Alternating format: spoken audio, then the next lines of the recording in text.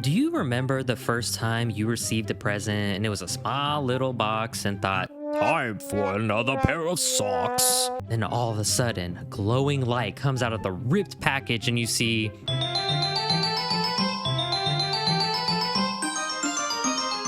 your little mind could not comprehend the excitement and joy that you would be experiencing. And as you start playing your first Zelda game, you get hit with emotions of joy, frustration when completing a dungeon, and happiness seeing the green tunic of the legendary warrior Link.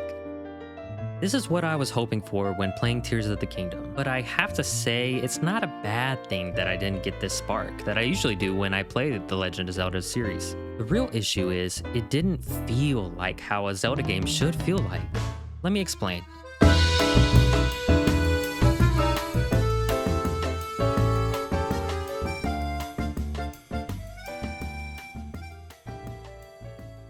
When you play Twilight Princess, for example, and it started out with the opening scene of Link riding his horse, you were seeing a wolf howl, you saw Link yawing. I mean, come on, Twilight Princess is literally the best Zelda.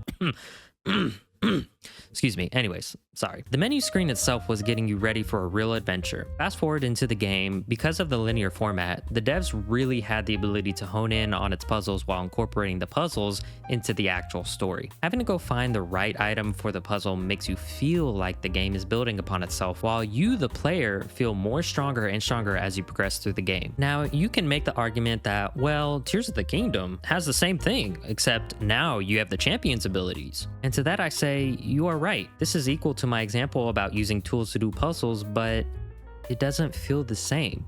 Why? Well, for starters, you're not actually using a physical tool. You're using a power. Tools you get in Tears of the Kingdom are just weapons. There are some scenarios where these weapons are used to do a puzzle, but let's be honest, all we are doing is throwing the weapon to hit something that wasn't supposed to be hit with, and now somehow it worked, and now we got to get the chest that was hidden behind the door, and all of a sudden,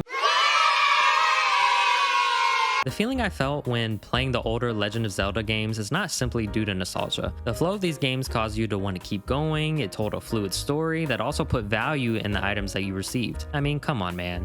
When you picked up the Master Sword in any other Zelda game, didn't you feel powerful in the game? I will say though, with no spoilers of course, the way you get the Master Sword in Tears of the Kingdom is very interesting, but it's not the traditional way that we are used to getting it. Is this a bad thing? Again, no.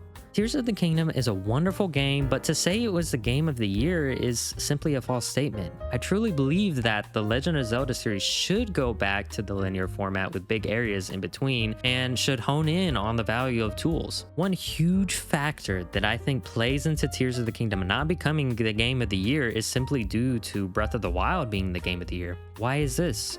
When you are making a sequel to a game that is set in the same map, you have to do something hugely different with the gameplay in order for it to not become repetitive. Do I think Nintendo did this? Yes. However, it wasn't enough. The powers you gain with Tears of the Kingdom is incredible and is second to none with most games, but why is being a sequel the game's Achilles heel? The map. I believe that if Tears of the Kingdom had a different look or was simply different map-wise, it might have overtaken Baldur's Gate 3. But this would mean Tears of the Kingdom would not be a sequel to Breath of the Wild and would have an almost completely different story since it would be in a new area. Is this a bad thing? Yes and no. I believe it depends on the goal of Nintendo. If they wanted Tears of the Kingdom to win Game of the Year, this might have been the move to go with. But if they wanted to create an amazing sequel, which they did, then I believe this game was a success. The actual story of Breath of the Wild and Tears of the Kingdom are truly in the Legend of Zelda fashion, and honestly, the story itself is what makes it tiers above other games. Some key items of what makes a Zelda game the game of the year just wasn't within the Tears of the Kingdom. And like I said, the feel of Tears of the Kingdom wasn't really how a Zelda game usually flows, even with the story being in Zelda fashion. I mean, if we look at Breath of the Wild, that was incredible that we were getting our first true 3D open world Zelda game where we could go anywhere we wanted to go and do the side missions in whichever order we wanted. This was huge for the time and it paid off with it winning Game of the Year. And even if the game didn't win Game of the Year, it still makes Nintendo history with one of the best open world RPGs to date, in my opinion, of course. But for Tears of the Kingdom to be Game of the Year, they should have implemented more of what's tried and true of their previous games while combining what they had learned in Breath of the Wild. All in all, any Legend of Zelda game will be a contender for Game of the Year. It's inevitable due to the quality of work that Nintendo produces with this series. I just gotta say, Baldur's Gate 3 came out swinging. I don't believe there has ever been a game that produced that amount of content and endings, but that will be another analysis video. Hope you enjoyed watching, and please leave a like and comment below on what you think caused Tears of the Kingdom to not win Game of the Year. See y'all in the next video.